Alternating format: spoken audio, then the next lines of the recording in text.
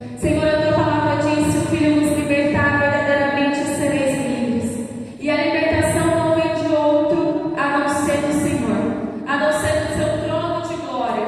Nós confiamos, Senhor, na força do teu poder. Nós confiamos, Senhor, que o Senhor age pelo teu povo, que o Senhor age por nós, que o Senhor escuta, meu Deus, o grito do socorro de longe, que o Senhor escuta, meu Deus, o grito de socorro de perto, porque quando clamamos ao Senhor, o Senhor ouve a nossa oração, o Senhor escuta a nossa voz. Então, meu Deus, eu sei que nesta noite não será diferente, que o Senhor vai falar conosco através da tua palavra, que o Senhor vai ouvir a nossa oração, o nosso clamor, e essa libertação que precisamos, o Senhor vai entregar sobre a nossa vida, em nome de Jesus. Diga amém, diga graças a Deus, aplauda bem forte ao Senhor Jesus.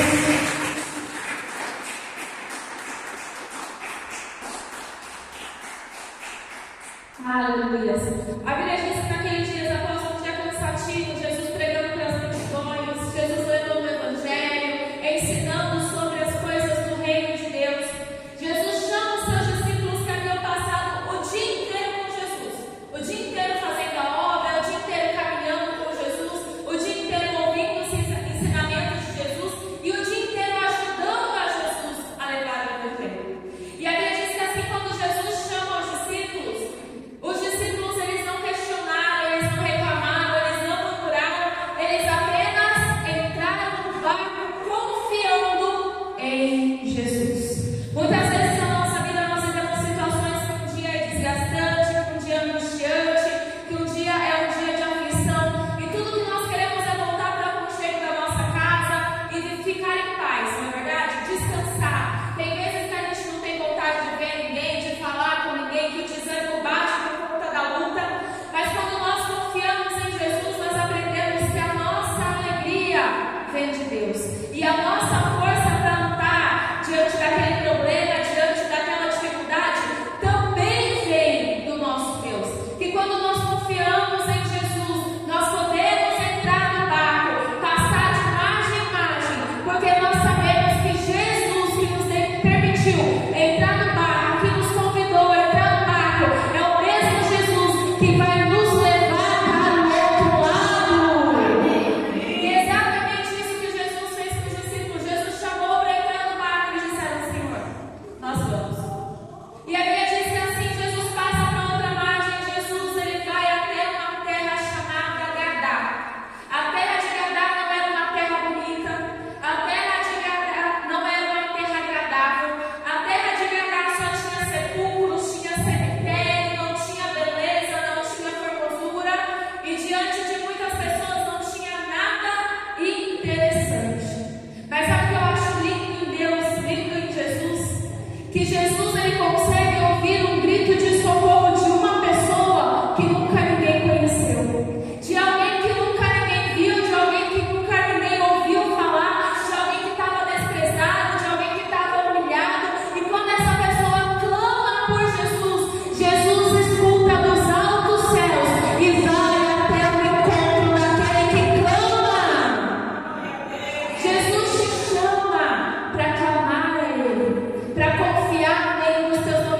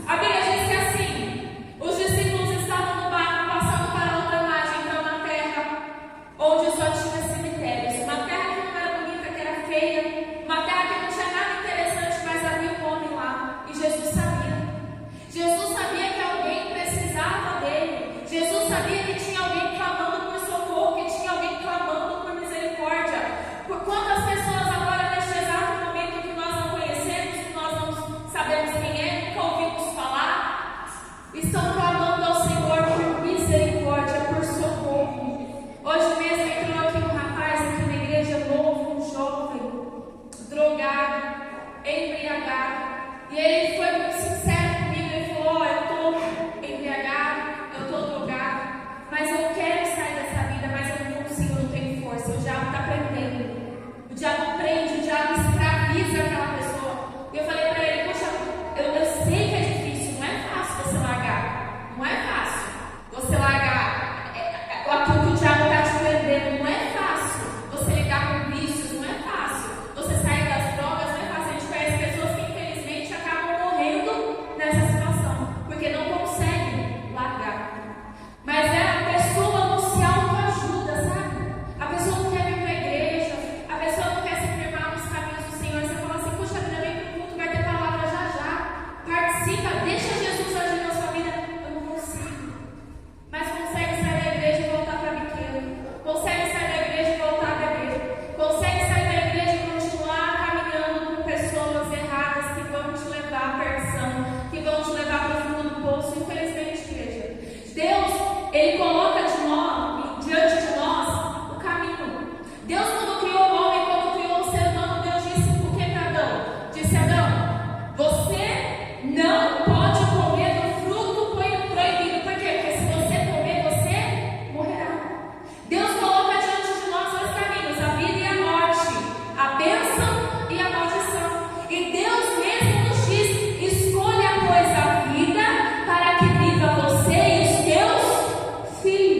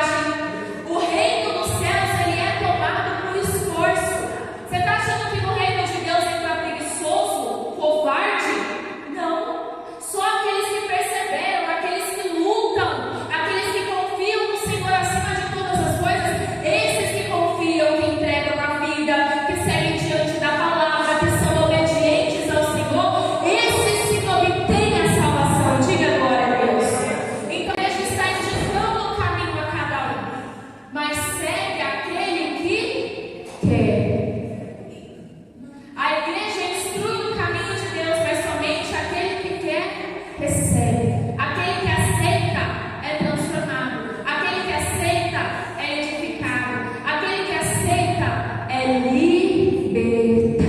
Diga glória a Deus. A Bíblia diz que assim, Jesus chegando à beira da praia, antes de Jesus descer do barco, os discípulos, eles começam a ouvir gritos, eles começam a ouvir um homem gritando. E talvez os discípulos se perguntaram: puxa vida, quem é que está gritando?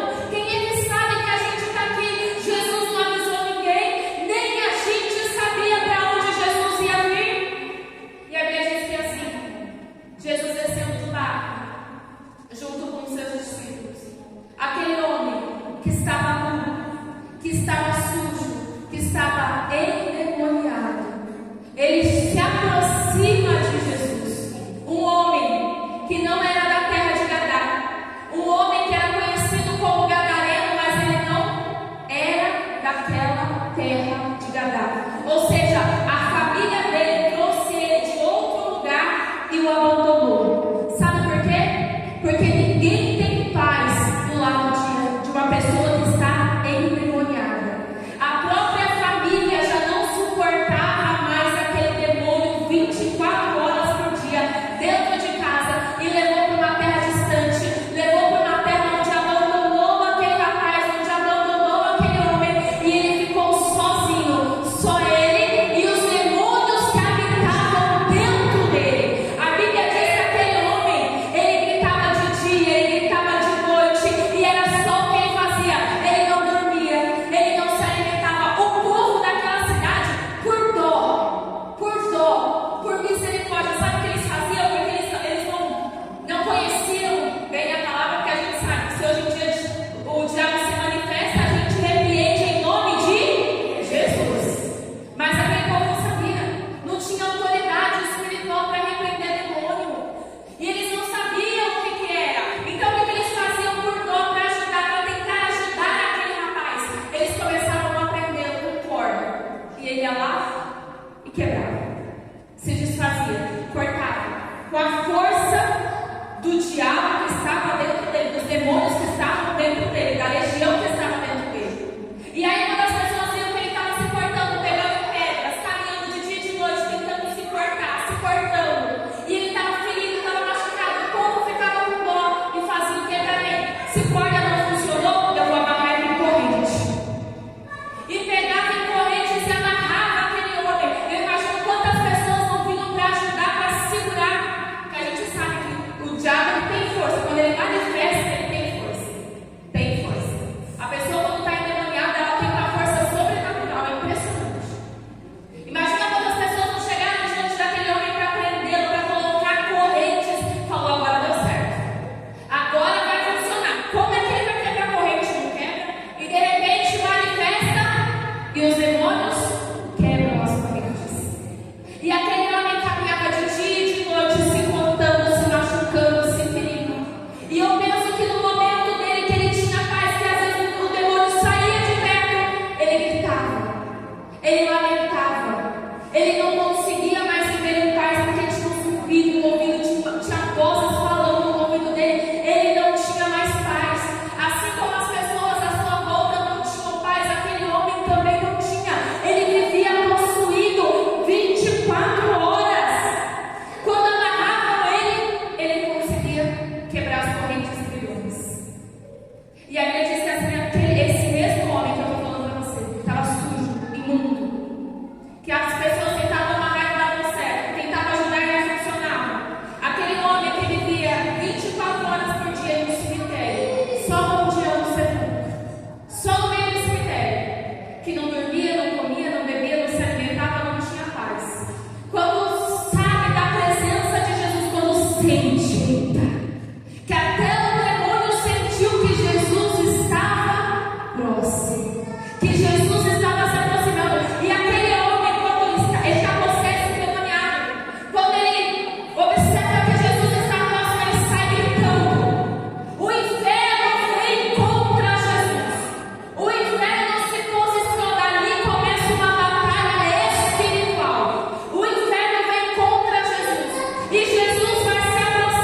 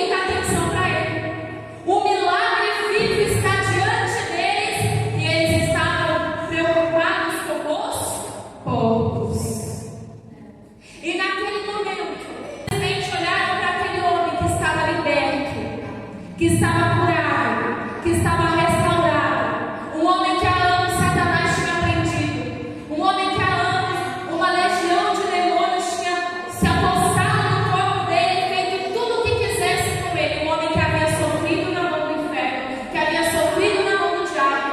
Agora ele poderia ter uma vida nova. E ninguém deu valor para isso. Mas Jesus sim. Aquele homem foi tão grato a Jesus que quando as pessoas o expulsam dali, Jesus, ele chega para Jesus e ele fala: Senhor, me leva contigo, Jesus. E Jesus olha para ele e falou: não. Você sabia que até o não de Deus tem propósito? Que às vezes nós pedimos algo para Deus e Deus fala: não vou te dar isso, mas eu tenho isso aqui para você. Não, você está pensando errado, mas eu vou aplanar os seus pensamentos. Não, você está na direção errada, mas eu vou te mostrar o caminho certo. Até o não de Deus tem propósito na nossa vida. Muitas vezes quando você ouvir a voz do Senhor dizendo: não, não é o momento, não é a hora, não é o lugar, não está próximo ainda, mas espera, mas persevera, mas ainda é não. Saiba que até o não de Deus tem propósito na tua vida. Porque aquele homem queria ir com Jesus e Jesus fala: não, mas vai, volta para tua família, volta para tua casa, volta para os teus e anuncia o que Deus fez, anuncia as maravilhas que Deus fez na tua vida, anuncia que Deus teve misericórdia de você. E aquela palavra entrou no coração daquele homem, porque além dele receber a libertação de Jesus, ele confiou, ele acreditou, ele aceitou Jesus como Senhor dele. E a Bíblia diz que ele vai para Decápolis, que significa a junção de 10 cidades. 10 cidades é do nosso lado. E a Bíblia diz que assim ele vai para Decápolis e ele começa a anunciar as maravilhas de Jesus. Ele começa a anunciar o testemunho vivo dele. Um dia o diabo tomou conta da minha vida. Um dia eu era possesso por uma legião de demônios. Um dia eu andava me cortando com pedras. As pessoas me amarravam com corda, com correntes. E a força do inferno era tão grande que quebrava tudo. Mas quando Jesus chegou, o inferno não prevaleceu. Quando Jesus chegou, o inferno teve que dobrar os joelhos e adorar. Quando Jesus chegou, teve libertação na minha vida. Quando Jesus chegou, teve libertação sobre mim. E ele anuncia, ele leva a palavra do Senhor. Isso mostra que ele era grato. O testemunho é uma forma de você agradecer a Deus por tudo que ele fez. O testemunho é uma forma de você agradecer a Deus por aquilo que você recebeu, por aquilo que você pediu ao Senhor e Deus te entregou. E se até o inferno reconhece que todo joelho se dobrará e toda língua confessará que Jesus Cristo é o Senhor, imagina nós que cremos que Jesus liberta, que Jesus cura, que Jesus sara, que Jesus transforma, que Jesus edifica, que o nosso Jesus, ele pode ter o poder